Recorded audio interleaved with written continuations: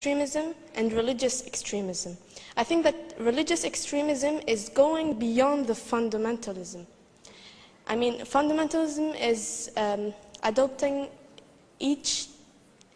for example, for Muslims, adopting the Sharia as it is and doing it exactly the way God has asked us to do it. And for me, religious extremism is going beyond that, is trying to impose it on others to do, to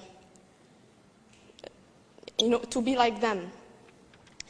And it's before terrorism. I think terrorism is linked with violence.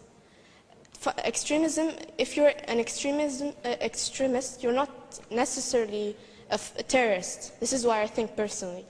And I think that political extremism is like wanting to impose your opinion on the other parties, like in a government or...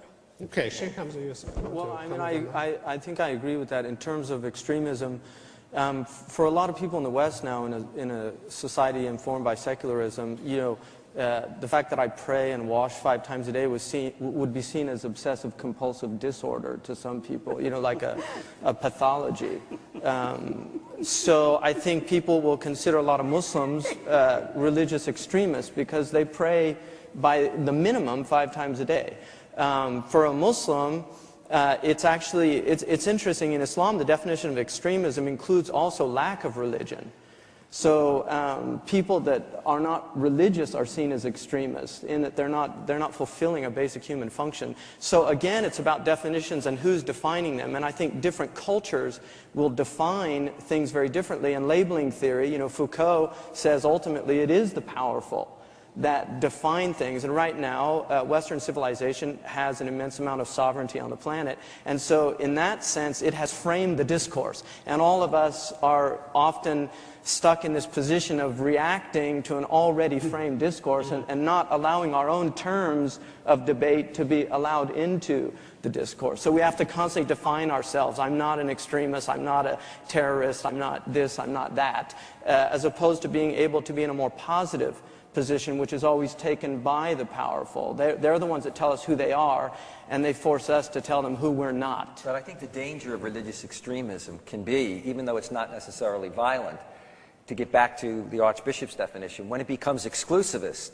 in which it basically says, not only is my faith right, but your faith is absolutely wrong, and not only is my faith right, but my faith position within my faith is right, and so another Muslim who disagrees with me is wrong, then you're in a very dangerous position here, because you're bordering on what I would call a theology of hate. That kind of mentality can easily be used by some, and it has been used by people like Osama bin Laden, to legitimate military action at a certain point. You can easily slip over the line once you're into that realm of what I would call a theology of hate. And we see that with elements of the Christian right, the Jewish right, and with elements of the Muslim right. I'm avoiding the word fundamentalism here, but okay. I think you know what I mean. Right. I want to move on to one of the most controversial issues of all, which is the Danish cartoons. And we have a question from Lenin Diaz, please. How can a Muslim ever explain to a Christian the reason of the uproar over the cartoons? I am a Christian and I understand that the Prophet should never be drawn. But I don't understand why so many people have to be killed from it. And if so, aren't there any Muslims who think this is extreme? Okay, you say you understand that there shouldn't be a drawing of the Prophet, but why would so many people want to kill because of it? Aren't there any Muslims who think that this is extreme? Yeah. Well, Shaykh Hamza, Yusuf. First of all, I think that the reactions in a lot of places were certainly extreme reactions. I mean, violence, nothing would warrant the violence that occurred in Pakistan or Nigeria or other places. Over 40 people have been killed as a result. On the other hand, I think one of the things that the West has, particularly Western Europe, I think it's probably less so in the United States, but it's very, very difficult for people to realize now that religious identity in the Muslim world is far more important than racial identity. And we do not tolerate racial denigration in the West. It's considered completely unacceptable, and it's condemned. On the other hand, religion is just fair game. And I think what we need to do globally is conflate race and religion. That identity, because at the core of race is identity. And at the core of a true religious experience is identity. I am identified as a believer first and foremost. If you denigrate my religion, you are doing something far more egregious to me than attacking my race. And that's where the response is elicited. Okay, let me bring in Desmond Tutu here. How do you stop legitimate anger turning to extremism? In the case of the cartoons, for instance. No, I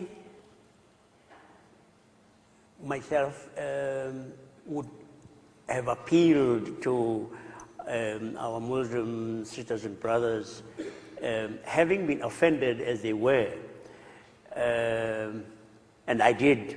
I was among those who did make the appeal for the demonstrations to have been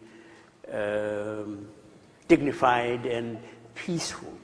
But I think we, particularly Christians, are incredibly arrogant to say to someone, you are hurt, and actually sometimes even suggest that you have no reason to be hurt. I mean, how can you be hurt just by a cartoon? And I think it's an incredible arrogance on anyone's part.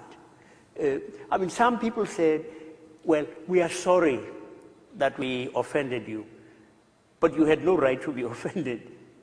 I say, just try and say that to your wife if you're married, and you say, well, I'm sorry, but I mean, what right did you have? You really shouldn't be offended. I think we ought to be looking to ourselves, because you see, if we had a slightly different power disposition, we wouldn't say that. Dianna, Buttu, were there Muslims in the Gaza Strip where you live who thought the reaction to the cartoons was extreme? I am a Muslim, and I do live in the Gaza Strip, and I thought the reaction was extreme, but at the same time it was understandable. But you're offering understanding for an extremist reaction. I understand why it happened. I don't agree with it. I think that the reason that the protests were happening, it's complex. I mean, there's a question of freedom of expression within the Arab world itself, whether these were really spontaneous outbursts of anger and so on and so forth. But I think that for those who were actually protesting, it was by and large because there was no other means of expressing their discontent to the Danish government and other governments. John Esposito. I think that there are a couple of things that come into play here. I think, one, clearly there was a strong religious motivation to that reaction. As somebody who studied with Muslim teachers and mostly Muslim students, although at a secular university in America 35 years ago, that was driven home to me. But I think the reality of it was that the cartoon and the reaction to the cartoon, the roots of that rage and anger run much deeper, and it has to do with the political and social situation of many Muslims in many parts of the world, and particularly, among other things, setting aside the question of the Arab-Israeli conflict, looking at the fact that for many Muslims the war against global terrorism increasingly looks like a war against Islam in the Muslim world, the sense of dependency, humiliation, etc., and then to see your most sacred symbol ridiculed. It'd be different if you had the cartoons dealing with Zarqawi or Osama bin Laden. But the idea that one would associate, as it were, this most sacred symbol of Islam, the Prophet, with acts of terrorism, is in effect saying this is a deliberate attempt to provoke. Can we hear from some other voices? Do you think Muslims overreacted around the room? You say, next to you. Or took the cartoons too personally? I took it personally, but the problem is that how they reacted, because things could have, like in Qatar, for example, some places chose to boycott